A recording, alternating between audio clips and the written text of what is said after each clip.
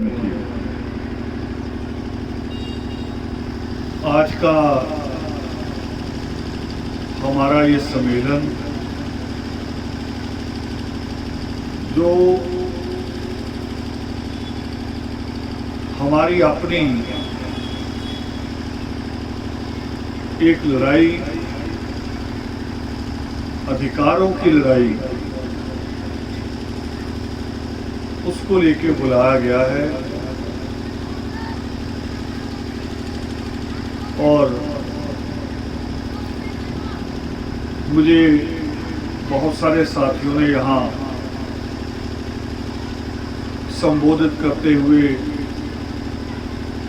बहुत सारी बातें कही हैं। पहली बात, जब शब्द आता है आरक्षण, तो कई बार मेरे इस समाज के जो बच्चे हैं, कॉलेज में हो, यूनिवर्सिटी में हो, आरक्षण शब्द से अपने आप में घबरा जाते हैं। जब कोई उनको पूछता है, कोई साथी कहते हैं, और कभी कभी टीचर बहुत तरीके से, अपमानित करने के तरीके से कह रहे हैं कि जो बच्चे एससी वाले हैं खड़े हो जाओ, जबकि ये ड्यूटी टीचर की नहीं है, ये क्लरिकल स्टाफ की होती है और उसके लिए नोटिस लगते हैं। नोटिस बोर्ड हर बच्चा चेक करता है, डेट शीट के लिए भी चेक करते हैं, फीसों के लिए भी चेक करते हैं, रोल नंबर आया नहीं आया उसके लिए भी चेक करते हैं। तो एससी के लिए भी नोटिस बोर्ड पे नोटिस लग जाए, टीचर अलग से आके जब कहता है तो अपनी तरफ से वो एक ऑपरेशन करता है हमारे खिलाफ कि बच्चा मानसिक रूप से बाकी बच्चों के आगे हीन महसूस करे, दबा हुआ महसूस करे, उसमें संघर्ष की ताकत खत्म हो जाए। पहली बात तो मैं यहां से शुरू कर रहा हूं कि आरक्षण को आप सारे लोग समझ लीजिए क्या है। जब देश आजाद हो रहा था तो देश की आजादी के लिए कुछ एक लोग, मुट्ठी भर लोग नारे लगा रहे थे कि देश की आजादी होनी चाहिए, पूरा देश नहीं था।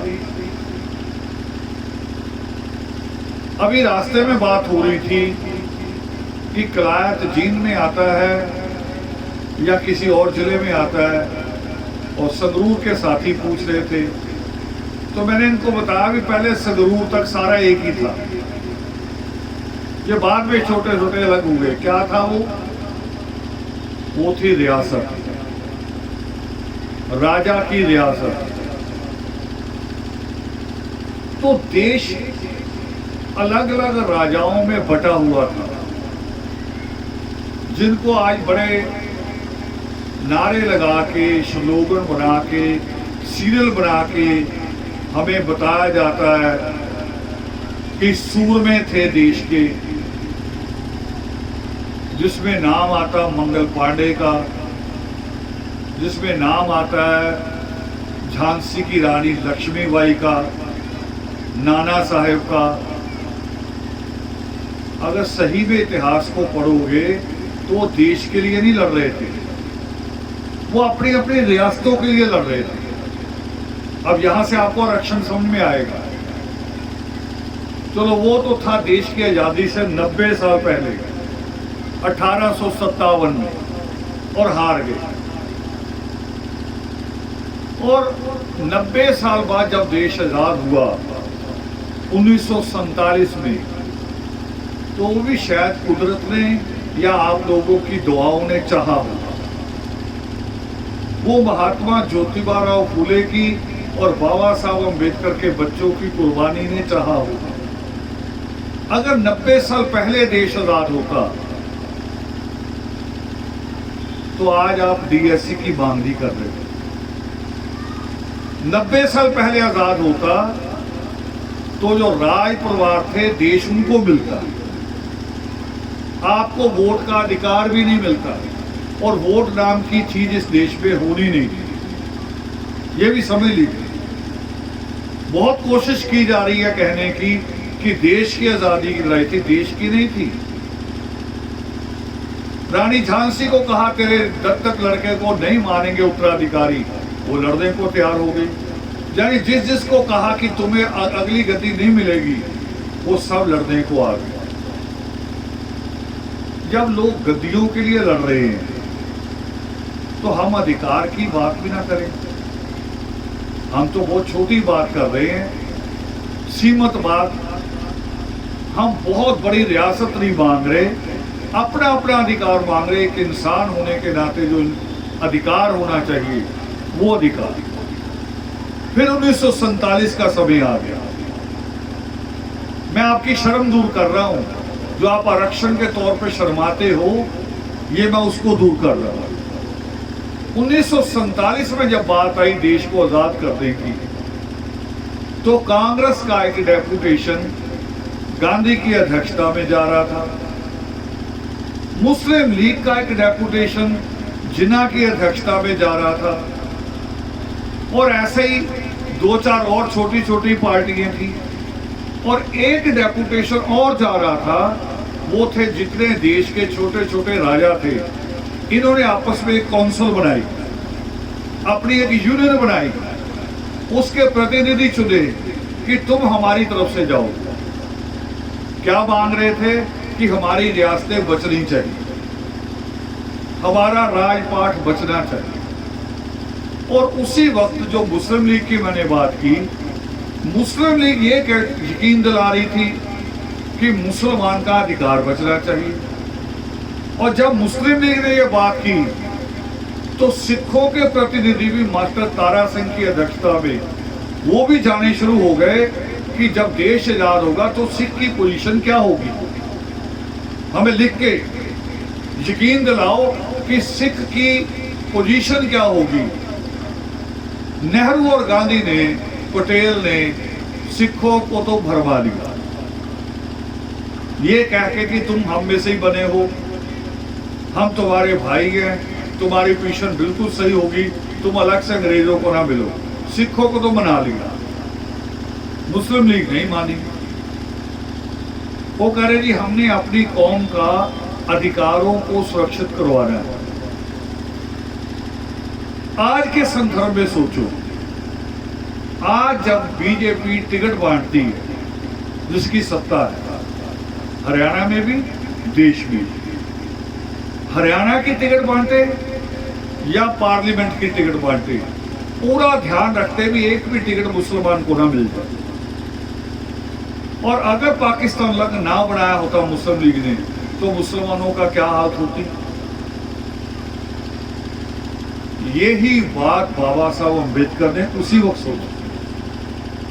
हम तो बहुत लेट सोचते हैं, मगर वो दुनिया का एक ऐसा दिमाग था जिस दिमाग को दुनिया की सबसे बड़ी जो हुकूमत है, सबसे बड़ा देश अमेरिका और उसकी सबसे बड़ी यूनिवर्सिटी कोलंबिया, वो कहते हैं हमारे 100 साल के इतिहास में इतना ब्रिलियंट स्टूडेंट नहीं आया, इतने तेज दिमाग वाला।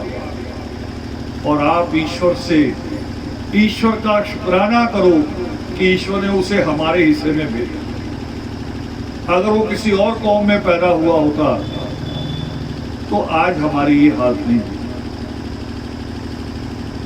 इतना तेज दिमाग, इतनी ज्यादा पढ़ाई।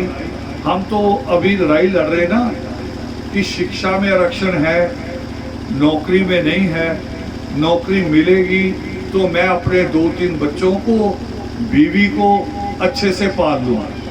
हम तो ये लड़ाई लड़ रहे हैं। बाबा साहब के पास इतनी सारी डिग्रियां थी, वो कितना बड़ा पद ले सकते थे और मिला भी। उनको तो डिग्री पूरी होने से पहले 1917 में बाबा साहब अम्बेडकर का पहला पीएचडी चल रहा था पहली पीएचडी की डिग्री पूरी हो रही थी अभी, और किस चीज पे थी? अर्थशास्त्र पे, इकोनॉमिक्स पे, कि देश चलता कैसे, अर्थव्यवस्था, पैसा कहाँ से आता है, फिर उस पैसे से सड़कें बनती है, पुल बनते हैं कि नहीं बनते, या वो पैसा जैसे आज हो रहा है कि वो पैसा बिजनेसमैन लेके भाग जाती है। बाबा साहब अम्बेडकर की पीएचडी इस पे थी, और कहाँ थी? अमेरिका में। और जब वहां पीएचडी कर रहे थे तो भारत की अर्थव्यवस्था पे थोड़ी लिखना था, वो अमेरिका की अर्थव्यवस्था पे लिख रहे थे। और उनके प्रोफेसर ने पढ़ा, करे भी ये तो गलत है। उन्होंने कहा एक लाइन निकालो जो गलत हो। तो प्रोफेसर को क्या कहना पड़ा कि नहीं, लाइन गलत नहीं है, मगर सरकार की नीतियों के खिलाफ है, अमेरिका की सरकार की नीतियों के खिलाफ है। बाबा साहब अम्बेडकर ने एक लाइन बदलने को भी तैयार नहीं। और उसी दरमियान अभी पीएचडी होनी थी, बड़ौदा रियासत ने उनको वापस बुला लिया। बैठे होंगे शायद आप में कुछ जिन्होंने कभी बाम सेव का कैडर अटेंड किया होगा। बाम सेव वाले पूरे ध्यान रखते हैं, जैसे बीजेपी ध्यान रखती है ना कि मुसलमान को टिकट ना मिल जाए। बाम सेव वाले पूरा ध्यान रखते हैं अपने पोस्टरों में, अपने मैगजीनों में, अपने बैनरों में, कि वाल्मीकि नाम भी ना आए और वाल्मीकि चित्र भी ना लगे। वो है बाम सेव। हमारे मूर्ख पढ़े लिखे जाते हैं उसमें, फिर उनके जैसे हो जाते हैं, फिर हमसे सवाल करते हैं। यहाँ वो पूरी कोशिश करते हैं कि ये नाम ना आ जाए, क्योंकि उसको हैंडल कौन करता है, उसको पीछे से कंट्रोल कौन करता है? उनको कंट्रोल वही करते हैं जो हमारे इस आरक्षण के खिलाफ लड़ा, वही लोग कंट्रोल करते हैं। और वही लोग और क्या करते हैं, वाल्मीकि नाम का तो पूरा ध्यान रखते हैं कि वो ना आ जाए। बड़ौदा के राजा का नाम बीच में लिख लेते हैं, चित्र भी लगा लेते हैं। अब मैं बता रहा हूं हकीकत।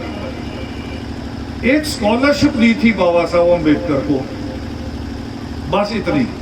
और स्कॉलरशिप वापस लेने के लिए उनको बीच में से वापस बुलाया गया डिग्री के बिना। वो करे जहां पैसे वापस कर दो, जहां वापस आके नौकरी करो। ये बड़ौदा रियासत का रोल था। लगाया उनको बड़े पद पे क्योंकि पढ़ाई ज्यादा थी, मगर रहने को कमरा नहीं दिया। जब उनका रात को सामान उठा के बाहर फेंका एक पारसी धर्मशाला से, उस वक्त बाबा साहब बड़ौदा रियासत के सुरक्षा सचिव थे। सुरक्षा सचिव लगा दिया, कमरा नहीं दिया। कहाँ का इंसाफ? और बाम सेव के लोग उसका चित्र लगा लेंगे, मगर परमात्मा वाल्मीकि का चित्र नहीं लगाए। लड़ाई केवल डीएससी में, एजुकेशन में आरक्षण मिला, नौकरी में नहीं मिला, इतनी नहीं है। लड़ाई इससे भी बड़ी है। मायावती जब टिकट बांटती है, 403 एमएलए होते हैं यूपी के, हरियाणा के 90 होते हैं, पंजाब के 117 होते हैं, मगर यूपी के 403 होते हैं, पूरे देश में सबसे ज्यादा। और 403 में से अभी तक हाईएस्ट जो सबसे बड़ा स्कोर उनके जीतने का रहा है 216 जीत पाए अभी तक में। तो बाकी जो हारने वाले हैं वो सीटें भी पार्टी को पता होती है कमजोर है, वो हारने वाली टिकट भी वाल्मीकि समाज को नहीं देती। लड़ाई इतनी छोटी नहीं है, और लड़ाई बड़ी है, इससे भी बड़ी है। एक और प्रचार होता है बाबा साहब अम्बेडकर के नाम से, जिन्होंने ये अधिकार लेके दिए, उनके नाम से एक और प्रचार होता है। उनकी हर मूर्ति जिसमें ऐसे उंगली की हुई है, उसको मोड़ के पार्लियामेंट की तरफ कर देंगे बातों में। हर जहां भी प्रचार कह रहे, बाबा साहब कहते हैं राजनीति में आओ, पार्लियामेंट में जाओ। वे पार्लियामेंट में हमारी सीटें खाली कब हैं? नौकरियों में खाली हैं। हिस्सा तो नौकरियों में नहीं मिल रहा, पार्लियामेंट वाली तो है, पार्लियामेंट मेंबर आज मर जाए कोई, 3 महीने के अंदर भर दी जाती सर। एमएलए कोई मर जाए, 3 महीने के अंदर उसकी सीट भरी जाएगी, वो तो कभी खाली नहीं रहती। हमारी संख्या कितनी है, करोड़ों में। पार्लियामेंट की सीटें कितनी हैं, 543। और थोड़ी सी राज्यसभा में इससे आधी, 700-800 सीटें। क्या हम सारे उसमें घुस जाएंगे? बाकी को नहीं समझते। बाबा साहब अम्बेडकर ने कभी नारा ही नहीं लगाया राजनीति का। बाबा साहब ने नारा लगाया, शिक्षित हो जाओ। उसको पीछे कर देते हैं, शिक्षित शब्द को। इकट्ठे हो जाओ, उसको पीछे कर देंगे। कहेंगे बाबा साहब की उंगली है कि पार्लियामेंट विधानसभा में जाओ। भी वहां पहले ऑलरेडी लोग बैठे हैं, और जो बैठे हैं उनके बारे में आपकी समझ कमजोर है। आप जो यहां आज मौजूद है, आप वो जो हरियाणा में पिछले 1 साल से मैं देख रहा हूं, बड़ी गिनती में लोग इकट्ठा हो रहे हैं, चाहे पानीपत हो, भिवानी हो, करनाल हो, हर जगह। मगर अभी भी सोच आपकी कमजोर है। आपके बीच में 2 तरह के लोग होते राजनीतिक, एक सत्ता के, एक विपक्ष के। सत्ता का आदमी अगर आपके बीच में आ जाए और आपकी डिमांड खड़ी अभी कि नौकरियों में हिस्सेदारी नहीं मिली, तो आपका क्या फर्ज होना चाहिए उसको? क्या गेट पे हार लेके खड़े हो जाओ? संघर्ष कर रहे हो, मार खाने को भी तैयार हो, धूप झेलने को, आंधी तूफान झेलने को तैयार हो, और सत्ता का एमएलए आ जाए, एमपी आ जाए, आप हार लेके खड़े हो जाओगे, फिर वो आपकी बात क्यों करेगा? उसको को आओ, आ जाओ, और हार ये रखा है, देंगे नहीं। उस दिन देंगे जिस तुम इसके लायक हो जाओगे। जाओ हमारी आवाज उठाओ। हम आवाज उठाने को कह रहे, गाली देने को नहीं कह रहे ना कि जाके मुख्यमंत्री को गाली दे, जाके मुख्यमंत्री का गला पकड़ ले, ये तो नहीं कह रहे। हमारी आवाज तो उठाए, जाके कहे कि मेरी कौम आज सड़कों पे है, मेरी कौम जिसको हिस्सा मिलना चाहिए उसको हिस्सा नहीं मिल रहा। एक पंजाब का भगोड़ा दिल्ली में जाके एमपी बन गया, पंजाब में नहीं बन पाया। पंजाब के लोग उसकी नीयत जानते थे, उसकी करतूतें जानते थे। दिल्ली में जाके एमपी बन गया, हंसराज हंस। और एक दिन कोई फोटो उसकी छप गई होगी मोदी के साथ। जलंधर के लड़कों ने फोन कर दिया, ये रिकॉर्डिंग है हमारे पास जो मैं कह रहा हूं। जलंधर के लड़कों ने खुश होकर फोन कर दिया, पंजाबी में बात कर रहे, करे भाजी तुसी मोदी साहब ਨੂੰ मिले की गल की थी, कुछ किया तुसी साडे लई? ओके, क्या कह रहा वो? लड़कों ने पूछा हमारी कोई बात की? वो कह रहा मैंने मोदी साहब को कहा कि मंच पे खड़े होकर 2-3 बार जय वाल्मीकि कह दिया करो, मेरी कौम को और कुछ नहीं चाहिए। ये हमारे पंजाब के भगोड़े और बीजेपी के सांसद की करतूत है। और किस लिए है? आप में से बहुत सारे लोग होंगे कभी मिलने गए हो या मिले हों, हार लेके खड़े हो जाएंगे। सरोपा, भाई किस चीज का सरोपा? ये पगड़ी आपने दी है, मैं इसकी लाज ना रखूं, ये शब्द अगर मैं ना बोलूं तो मैं इसके लायक हूं? हम ये कर नहीं रहे। एक दूसरे होते हैं एमएलए एमपी जो विपक्ष के होते हैं, हम उनसे भी नहीं कहते भी विपक्ष को तो मुद्दा चाहिए होता है सरकार के खिलाफ।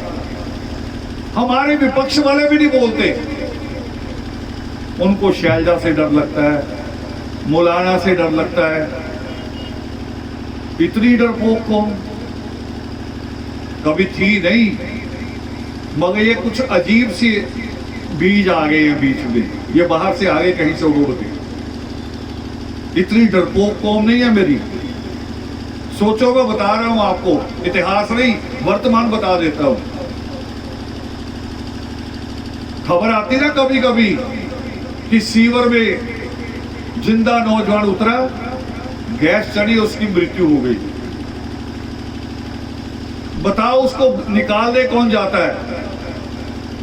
कभी कोई मशीन आई, कोई फायर ब्रिगेड आया?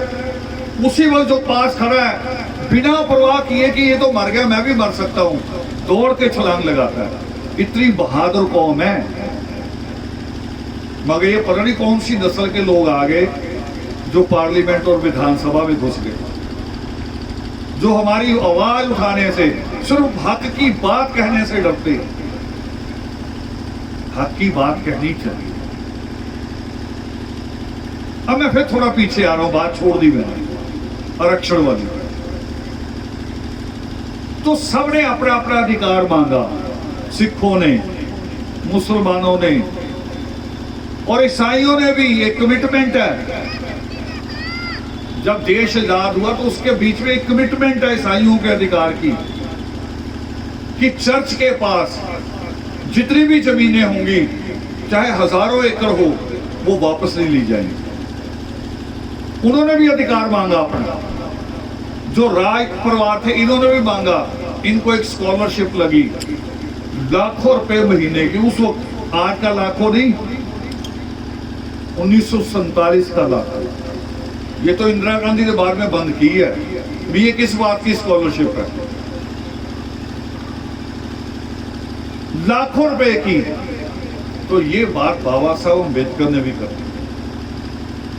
वो कौम के सही सपूत थे, इस कौम के सच्चे सपूत। उन्होंने भी कहा, लड़के वो गोलमेज कॉन्फ्रेंस में गए, बुला नहीं रहे थे अंग्रेज उनको। गांधी कह रहा था कि मैं ही इनका लीडर हूं। वाल्मीकि मंदिर में जाके गांधी बैठ गया, पचकुइया दिल्ली, कि मैं ही इनका हूं। मगर बैठा वाल्मीकि मंदिर में और खाने का टिफिन आता था बिरला परिवार के घर से। लंबी गाड़ी आती थी, इम्पाला, पुरानी गाड़ी होती थी बड़ी लंबी, उसमें खाने का टिफिन आता था और बिरला परिवार की बहुएं लेके आती थी। रहता था वाल्मीकि मंदिर में। वो मीडिया को हमें बेवकूफ बनाने की चीज, खाना उनका था, खाना हमारे यहाँ का नहीं। बाबा साहब अम्बेडकर ने लड़ाई लड़ी और अंततः बाबा साहब अम्बेडकर को बुलावा आ गया कि गोलमेज कॉन्फ्रेंस में आप भी आएंगे। वो कह रहे मैं अपनी कौम की बात तो मैं करूंगा। उससे पहले उन्होंने साइमन कमीशन बुलाया। आपने साइमन कमीशन पढ़ा होगा कि वो देश विरोधी था। वो बाबा साहब अम्बेडकर ने बुलाया था ये दिखाने के लिए कि इस देश में दो तरह के नागरिक हैं। एक कांग्रेस वाले हैं, कांग्रेस वालों के साथ ही मुस्लिम लीग वाले हैं, इनके साथ ही राजा है, और एक हम हैं, हम दूसरे हैं। जहां तालाब है वहां कुत्ता पानी पी सकता है, हमारा आदमी नहीं पी सकता। ये साइमन कमीशन को दिखाया बाबा साहब अम्बेडकर कि हम दूसरी तरह के हैं। और बाबा साहब अम्बेडकर ने एक नया सवाल रखा कि दो तरह के गुलाम है देश में। एक अंग्रेजों के गुलाम, जिसमें गांधी, नेहरू, जिन्ना, मास्टर तारा सिंह, ये सारे आते हैं, और दूसरे करें इनके गुलाम हम हैं। आप इनको आजादी दोगे तो हमारी आजादी कहाँ है? तब अंग्रेजों ने कहा कि आपको अगर अलग देश चाहिए तो मांगो। बाबा साहब अम्बेडकर ने कहा नहीं, हम इस देश के सच्चे वारिस हैं, इसका टुकड़ा नहीं करेंगे, मगर हमारे अधिकार होने चाहिए। वो जो अधिकार बाबा साहब अम्बेडकर ने लिए हिस्सा, उसका नाम है आरक्षण। 1930 में गोलमेज कॉन्फ्रेंस हुई, 1931 में हुई, और 1932 में नेहरू मनोमत रख के बैठ गया। पढ़ो इतिहास को, याद करो। 1930 की, 1931 की दो गोलमेज कॉन्फ्रेंस हुई, और गांधी पूना की जेल में अमर अनशन, उससे पहले अमर अनशन नहीं किया गांधी ने कभी। एक और बात नोट कर दो पढ़े लिखे सारे, गांधी ने जितनी बार किया सत्याग्रह किया था। सत्याग्रह, उसमें अमर अनशन नहीं होता था। ये पहली बार हमारे खिलाफ हमारा मेंशन किया कि इनको अलग अधिकार नहीं मिलने चाहिए। तब बाबा साहब अम्बेडकर ने 2 वोट मांगी थी हमारे लिए, डबल वोट भी। 1 वोट से हम अपना कैंडिडेट खुद चुनेंगे, जिनकी बात मैंने अभी की कि हमारे कैंडिडेट हमारी बात नहीं करते आगे जाके, हमारी बात आपको करनी पड़ रही। स्टूडेंट बोल रहे हैं, ऋषिपाल जी बोल रहे हैं, इनको करनी पड़ रही है। जिनको चुन के भेजा, जिनको हार डालते हो, जिन्होंने सारी उम्र पेंशन खानी है, कोटे भी उन्होंने खा जाने हैं। पेट्रोल पंप मिलेगा तो भी उनके घर जाएगा, गैस एजेंसी मिलेगी वो भी उनके घर जाएगी। आप सब नारे लगाने वाले हार डाल रहे हो। ये बदलो, ये बदलो, पहले ये बदलो। 1-2 को यहां से धक्के मार के निकाल दो, आए हुए को कभी, चाहे आपका प्रोग्राम हो चाहे किसी और का हो। बेटे ये काम नहीं होना, ये बंद करो। ओए, आपको ही कह रहा हूं, बंद करो।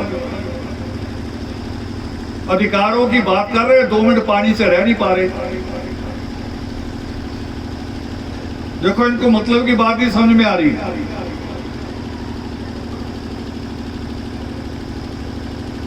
कभी कभी सुना ना कि मुख्यमंत्री की सभा हो रही थी, लोगों ने, कुछ लोगों ने उनके काले झंडे दिखा दिए। सुनी ना खबरें? प्रधानमंत्री की सभा हो रही, लोगों ने काले झंडे दिखा दिए। मैं आपको छोटी बात कह रहा हूं, जहां अपना एमएलए एमपी आया हो डीएससी समाज में से, चाहे सत्ता का हो चाहे विपक्ष का हो, चाहे शादी में ही आया हो, वही उसका विरोध करो। ये ना कहना किसी की शादी खराब हो रही, उनको कोई शादी करो, शादी तो लड़का लड़की की है, इसका मुंह जरूर काला करेंगे। जिस दिन आपने ये किया, वो अपने आकाओं के आगे जाके रोना शुरू कर देगा। आप कर ही नहीं रहे। किसान आंदोलन क्यों नहीं फेल हो रहा? क्योंकि उनके पीछे जो जनता बैठी है ना, उन्होंने किसान लीडरों को कह रखा है कि आप में से जो भी बिका वो गांव में जिंदा वापस नहीं आएगा। कह रखा उनको, इसलिए नहीं बिक पा रहे।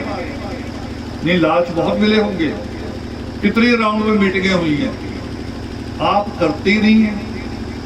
आपकी तो दोस्तियां निकल आती हैं, आप अपनी अपनी एप्लीकेशन लेके खड़े होते हैं।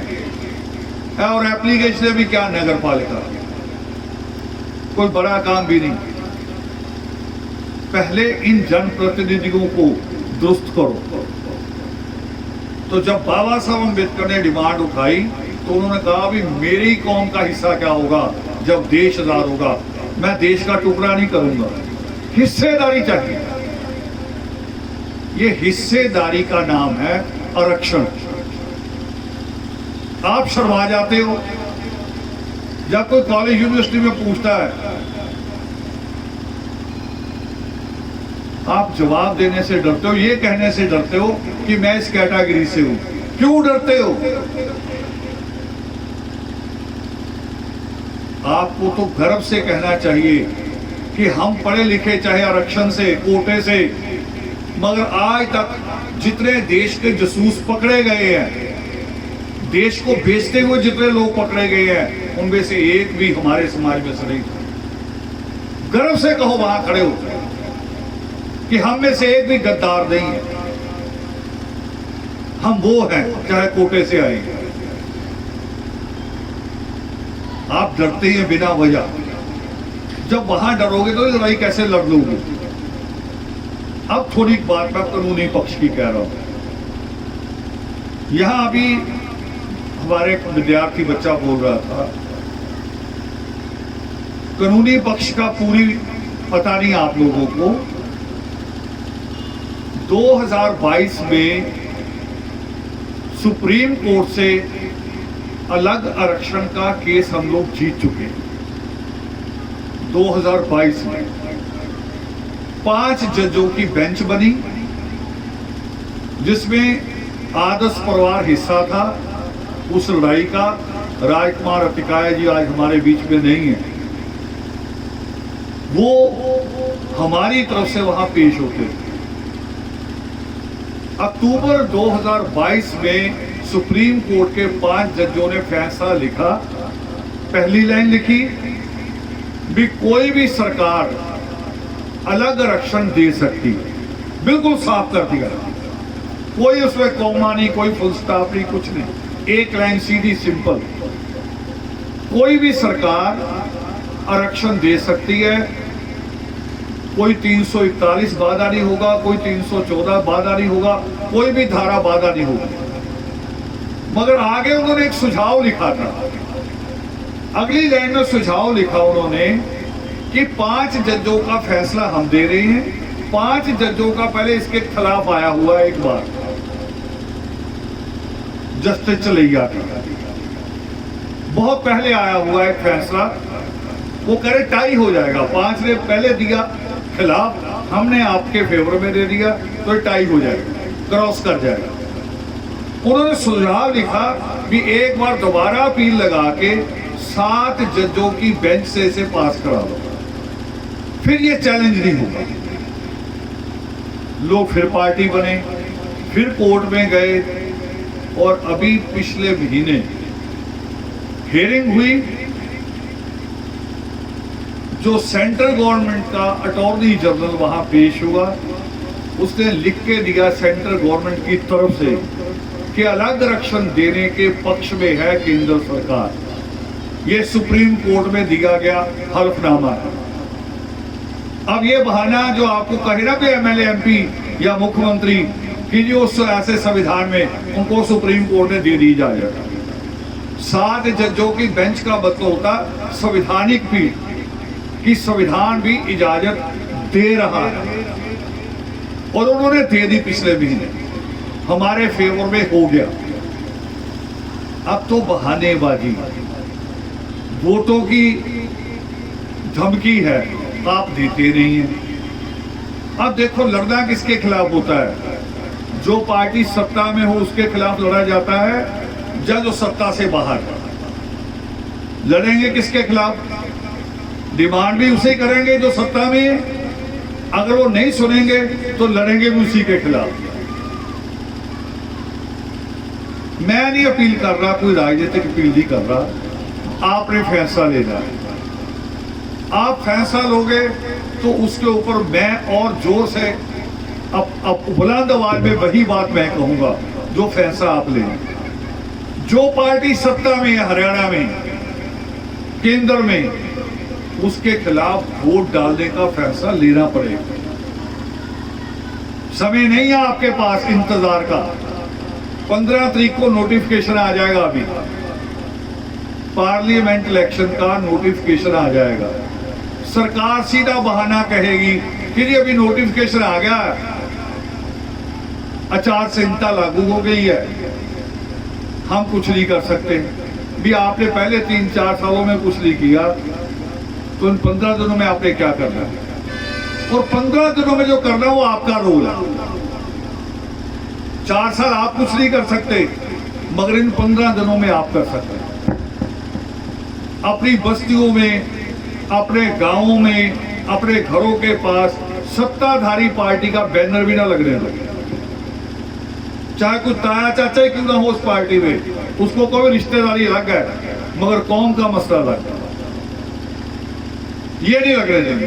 एक बार करके देखो, सरकार कसम उठाने से पहले, शपथ ग्रहण करते ही पहले आपकी बात सुनेगी।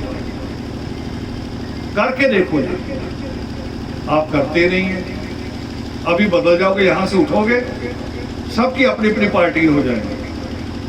मेरी कांग्रेस है, मेरी आम आदमी पार्टी है, मेरा अकाली दल है, मेरा बीजेपी, ये हो जाएगा। फिर कैसे लड़ाई लड़ोगे? फौज जब लड़ाई लड़ती, फौज में कौन कौन आदमी होते हैं? हरियाणा के बच्चे भी होते हैं, हरियाणा का दलित बच्चा भी होता है, हरियाणा का जाट बच्चा भी होता है, यूपी के बच्चे भी होते हैं, नॉर्थ ईस्ट से भी आते हैं, जिनकी शक्लें हम देख के कहते हैं गोरखा जैसी, मगर जब वो लड़ते हैं ना बॉर्डर पे, तो गोरखा, राजपूत, जाट, दलित बन के नहीं लड़ते, वो भारतीय इंडियन बन के लड़ते, तब जीतते। एक बन के, एक बन के लड़ते हैं तो जीतते हैं। हम एक नहीं है, एक यही है बस, इसी पंडाल में हम एक हैं। यहां से घर जाएंगे, पार्टी हो जाएंगे। फैसला लो पक्का। और इस पे बार बार एक जगह नहीं, कलायत नहीं, पूरे हरियाणा की 90 विधानसभाओं में जाके मैं ये बात खुद बोलने को तैयार हूं। पहले फैसला दो। एक भी बैनर नहीं लगना चाहिए सत्ताधारी पार्टी का। उसके किसी आदमी को मंच पे बोलने ना दो कि नहीं बोलना। जब मेरे बच्चों को आप रोटी छीनते हैं, उसकी नौकरी छीन रहे हैं, तो आपकी बात नहीं सुनी जाए। हम लड़ नहीं रहे हैं। और हरियाणा है कौन? फौज में सबसे बड़ी हिस्सेदारी है हरियाणा की। अंग्रेज मानते थे कि जुझारू लोग हैं, पीछे नहीं हटते। और मैं खुद मानता हूं, जब से मैं जुड़ा हूं हरियाणा से, जितने कितने बड़े बड़े कांड पूरे देश में नहीं हुए, हरियाणा में हुए। बुहाना में आग लगाई गई, मिर्चपुर हुआ, हर जगह। मगर कोई छोड़ के भागा हरियाणा? यही खड़े होकर लड़े। बहादुर हैं आप, मगर पता नहीं कहां हिम्मत गवा रखी आप। कौन सी दिमाग में बात बैठ गई, कौन सा खौफ है, उसको निकाल दो। मैं एक क्रांतिकारी आदमी को पढ़ रहा था, उसकी कही हुई बात अभी हमने लिखी भी है। एक क्रांतिकारी हुआ दुनिया में, अद्भुत क्रांतिकारी, और ऐसा क्रांतिकारी कहीं नहीं हुआ। क्योंकि क्रांतिकारी जो भी होता है वो अपने देश का होता है। लेनिन हुआ तो अपने देश का, भगत सिंह हुआ तो अपने देश का। मगर चे गवेरा, गूगल में सर्च करना कभी, चे गवेरा एक ऐसा क्रांतिकारी हुआ जिसने दूसरे देशों में भी क्रांति लाई। और उसने एक बड़ी बहुत अच्छी बात लिखी जो आज मैं कहने जा रहा हूं। ये बात कभी महामुनि शंभूक ने कही थी। महामुनि शंभूक कहते हैं कि लंबे जीवन से, गुलामी के लंबे जीवन से आजादी का छोटा जीवन अच्छा होता है। गुलाम बन के नहीं जीना, सिर झुका के नहीं जीना। ये गुरु गोविंद सिंह के बच्चों ने भी कहा था, जिनको दीवार पे चढ़ा गया। उनको कहा गया भी तुम्हें युवराज बनाएंगे, करा ना। अगर धर्म ही बेच दिया, मुसलमान बन के युवराज बने, सारी उम्र सिर झुका रहे। सिर झुका के नहीं जीना। और यही बात चे गवेरा ने कही। वो कह रहा मैं कब्रिस्तान में जाके उन लोगों की कब्रें भी देखता हूं जो मेरे साथ इसलिए खड़े नहीं हुए कि लड़ाई में कहीं मारे ना जाएं। कह रहा मुझसे पहले उनकी कब्रें, मेरा साथ नहीं दिया करा ये कहते कि हम मारे ना जाएं, हम लड़ाई में ना मारे जाएं, मगर मरे फिर भी पड़े। दुनिया में कोई है जो अमर हो गया हो? झूठी कहानियों में तो है, वो कहानियां छोड़ दो, कोई अमर नहीं है। अमर क्या होगा? आपका संघर्ष, आपकी कुर्बानी। लोग कहते हैं नहीं लड़का होगा तो मेरा नाम चलेगा। आप अच्छा काम करो, बिना लड़का हुए भी आपका नाम चलेगा। भगत सिंह की तो शादी नहीं हुई, बच्चा ही नहीं हुआ, कोई शादी भी नहीं हुई, उसका नाम अभी भी चल रहा कि नहीं चल रहा? बिना औलाद के। और आप 10 बच्चे पैदा कर लो और नालायक बच्चे हो, अनपढ़ बच्चे हो, आपका नाम कोई क्यों लेगा, क्यों याद रखेगा? किसी गवार का नाम, मूर्ख का नाम कोई क्यों याद रखेगा? यहां बहुत बच्चे, अभी मैं जब आ रहा था, बहुत बच्चे मुझे मिले,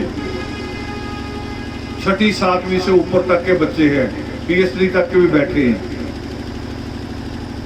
इन बच्चों की तरफ कभी देखो। जब आदमी बच्चे की तरफ देखता है ना, तो कुछ भी करने को तैयार हो जाता है। ये जो सुबह सुबह कड़कती सर्दी में, दोपहर की तेज धूप में, जब माँ बाप निकलते काम के लिए, रोटी कमाने, किसके लिए?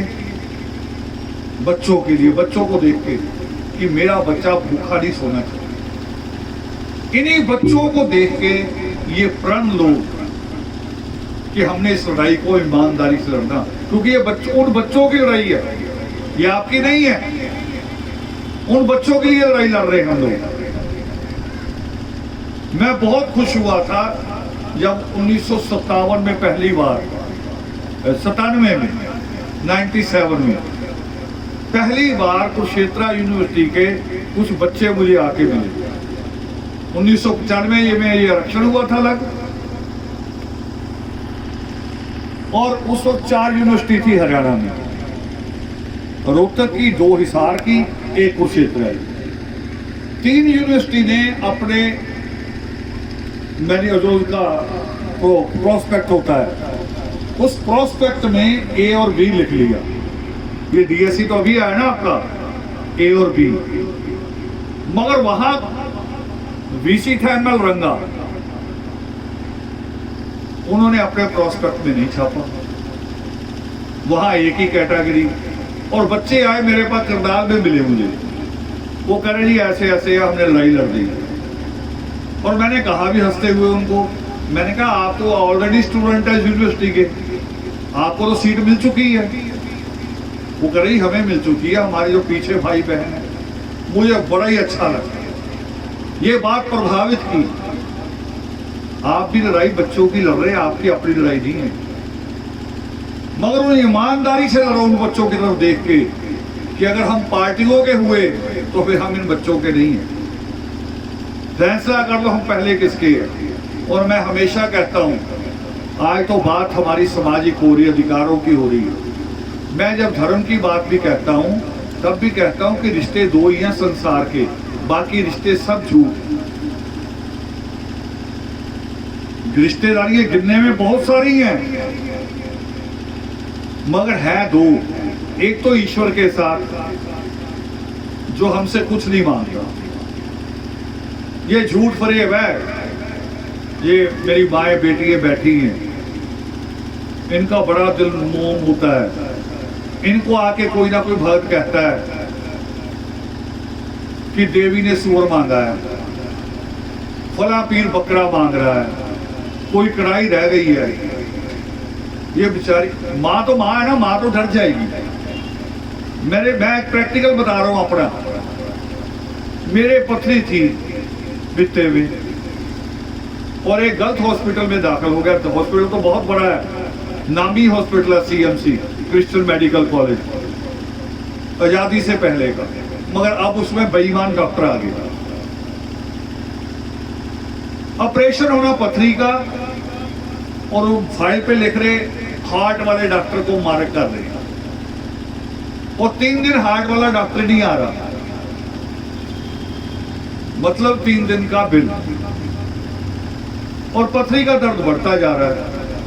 3 दिन बाद आके कह रहे जी आज आपका एनजीओ होगा, एंजियोग्राफी होगी। मैं कहा नहीं होगी। सुबह 8 बजे मैंने कहा भी अभी नहीं तो मैं अपने आप उठ के चल जाऊंगा, या बिल्कुल बढ़वा लो इनका। दूसरे हॉस्पिटल में गए अपोलो में, उन्होंने जाते ही 2 घंटे में ऑपरेट कर दिया। अब पता क्या होता है जब एनजीओ होती है, आदमी ऑपरेशन थिएटर में लेटा होता है कुछ नहीं, एक छेक सा करते हैं अंदर डालते, और रिश्तेदारों को आके कह रहे जी अभी बताओ ब्लॉकेज है, अभी बस 1 मिनट में बताओ। और जब कहा ना 1 मिनट, पूरा परिवार डर जाता है, भी 1 ही मिनट बचा, शायद होता कुछ भी नहीं। 8,000 रुपए का स्टंट आता है, 1 लाख रुपए में डालते हैं। कारोबार है। डॉक्टर जो हो गए ना, वो कसाई से भी बुरे हो गए। कसाई भी ये काम नहीं करता। आप पढ़ने लिखे डरते हो ना, आरक्षण कहना कोटा, ये जितने डॉक्टर कोटे वाले तो नहीं जिनकी मैं कहानी सुना रहा हूं, ये कोटे वाले नहीं है, ये जर्नल है सारे। तो आप कहा करो भी हमारा एक डॉक्टर बता दो किडनी बेचता हो, और आपके 20 बता देंगे हम, फिर तो कोटे से आना बेहतर है। तो मैं जो बात माओ से कर रहा था, ऐसे इनको बाबा डरा देता है कि तुम्हारे लड़के पे भार है। अब लड़के को लेकर तो माँ बाकी बच्चों के लिए तो दिल अंदर होता है। मैं एक दिन सुन रहा था, बचपन में सुना था मैंने, डॉक्टर पूछ रहा है एक और से कि बीबी जी कितने बच्चे हैं? कह रही बच्चे तो 6 हैं, लड़के 3 हैं। वे पूरे 6 ही हुए, बस लड़के अलग करके गिनते हैं भी वो खास है, बाकी नहीं खास। और लड़की के लिए गाली है हमारे यहाँ, मर जानी। कभी लड़के को कहा ये शब्द ना? इसी का फायदा उठाते हो जिनको आप कह रहे हो भगत भुगत सियाने, वो सियाने यही है कि आपको बेवकूफ बना देते हैं। करे देवी का वो रह गया है, दे दो, आप तैयार हो जाते हो। ये ना करो, ये करो कि बच्चे की कोई किताब तो नहीं रह गई, उसके सब्जेक्ट नोट करो क्या है। कल एक कसौली से फैमिली आ गई मेरे पास, आर्मी एरिया से। लड़के को पूछा क्या कर रहे हो? कह रहे जी बीए कर ली है। मैंने कहा किस साल की? कह रहा जी पता नहीं, पिछले साल की। देखो शब्द उसका, कह रहा पता नहीं जी पिछले साल की। तो मैंने कहा बाकी साल क्या किया? कह रहा अभी सोच रहा हूं। देखो ये हमारे बच्चे, और आप कह रहे हो कि उनको नौकरियों में हिस्सा मिले, ये बदलना भी तो जरूरी है, ये बदलना जरूरी है, ये सोच बदलनी जरूरी है।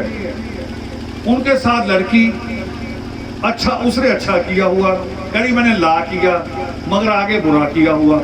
ला किया कहीं 3 साल हो गए घर ही बैठी भी, ला की किस लिए? 3 साल से घर बैठी है। 1.5 घंटे का रास्ता कसौली से चंडीगढ़, जहां हमारा दोनों स्टेटों का हाई कोर्ट है, वहां आके प्रैक्टिस करो, अपना जीवन बनाओ। अब ये तो कोई बाबा नहीं ना बताता, रिश्तेदार भी नहीं बताते। इसलिए मैंने कहा था कि रिश्ते 2 है, एक तो ईश्वर जो कुछ नहीं मानता, जिसने हाथ पैर दे के पैदा किया, जिसने हमारे जन्म से पहले मां के पास दूध का प्रबंध किया, उसने नहीं कहा पहले कढ़ाई दे, सारा कुछ दे दिया। और दूसरा रिश्ता माँ बाप और बच्चों के बीच का होता, बाकी कोई नहीं। ताए चाचे वाला रिश्ता भी नकली।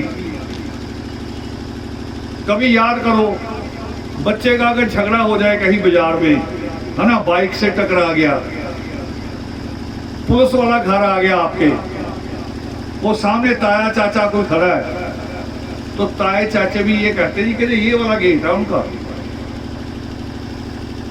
मेरा नहीं है, इनका है। कहते कि नहीं कहते? अब ये बात ताए चाचे की, अब बुआ मासी की बात भी सुन लो। अगर कोई बाप समझदार है, बच्चे को पढ़ाई के लिए डांटता है, उसी वक्त बुआ का फोन आ जाता। अब तो मोबाइल आ गया ना, बड़ी खतरनाक चीज आ गई। मासी का फोन आएगा, ले लड़का बड़ा हो रहा है, तो तूने उसके हाथ पे हाथ छोड़ दिया। फिर क्या हुआ? हाथ छोड़ दिया। अधिकार अपाल भी तो वही रहे हैं। और बुआ फौरन अपने घर बुला लेगी, या मासी तू आ जाएगा, नहीं मेरे घर आ जा। और उस वक्त बच्चे को पता क्या लगता है कि बुआ और मासी रब है। पर बताओ, जब वो बच्चा थोड़ा बड़ा हो जाए, शादी हो जाए, फिर किसी बुआ मासी ने रखा किसी बुआ मासी ने? सही सिर हिला के जवाब दो मुझे, हाँ या ना। नहीं रखा ना, तो इसका मतलब बुआ और मासी बिगाड़ रही, वो बिगाड़ के दोबारा माँ बाप को पकड़ा देती हैं। करी ले अब इसकी शादी करके किसी और की लड़की का जीवन बिगाड़ दो। नालायक की, आवारा की, ये लड़ाई भी तो लड़नी पड़ेगी, खाली आरक्षण की लड़ाई नहीं होगी। ये लड़ाई साथ साथ चलेगी। और हम इसके अलावा भी एक लड़ाई लड़ रहे हैं। यहां बैठे हैं बच्चे जुड़े हुए जो आते हैं हमारे सेमिनार में। वो बच्चा बीए वाला बता रहा मुझे, सब्जेक्ट याद कर करके भी है क्या पता कौन से सब्जेक्ट लेती मेरी कौन?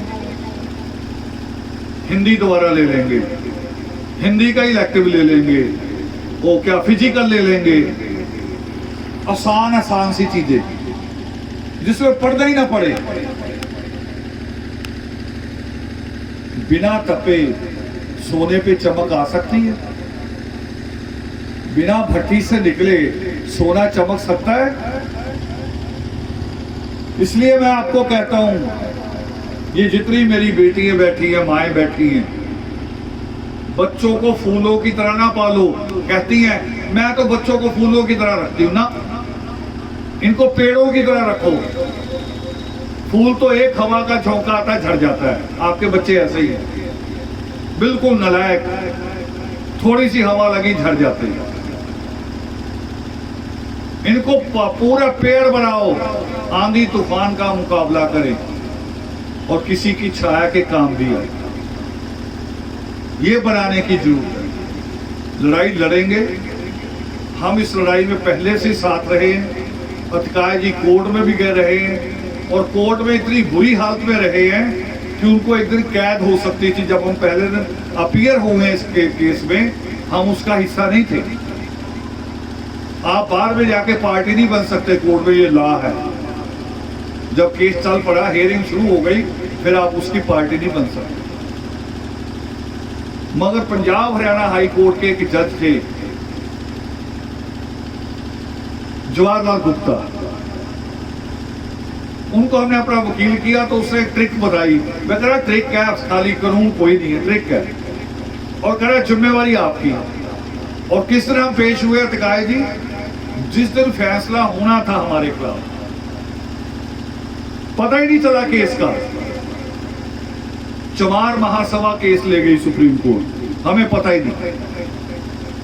और फिर उस वकील ने, जो खुद जज रहा पंजाब हरियाणा हाई कोर्ट का, उसने ट्रिक बताई कि मैं तुम्हें इशारा करूंगा कि जज जब अपना हुक्म सुनाने वाले हैं, तुमने उठ के खड़े हो जाना। जबकि सुप्रीम कोर्ट में कोई खड़ा नहीं हो सकता, खड़े होने पे भी जेल है। वो कह रहे अगर चल गई तो चल गई, नहीं तो जेल फिर तुम्हें भुगतनी पड़ेगी। लड़ो कौम की लड़ाई। पूरी हिम्मत के साथ गए अतिकाय जी, और जैसे ही जज बोलने लगे अतिकाय जी उठ के खड़े हो गए। जज ने डांटा भी बैठो, करे नहीं, बैठना नहीं है। करे क्यों? करे हमें फांसी लगने वाली है तो मैं बैठ नहीं सकता। वो करे फांसी कैसे? करे आप जो फैसला सुनाने जा रहे हैं, दो पार्टियां खड़ी हैं, एक चमार महासभा, एक पंजाब सरकार। फांसी तो हमें लग रही, हमें सुनाई नहीं। फैसला चाहे इनके हक में दो चाहे इनके दो, हमारे खिलाफ जाना है, हमें सुनाई नहीं। वो पता नहीं जजों का मूड ठीक होगा। वो कह रहे फिर कोई वकील है तुम्हारे पास? वो कह रही है। उसी वक्त वकील उठ के खड़ा। अब वकील भी इतना बड़ा हाई कोर्ट का जज रहा, उसका चेहरा ही जाना माना अपीयर हो गया। तब ये केस बचा था।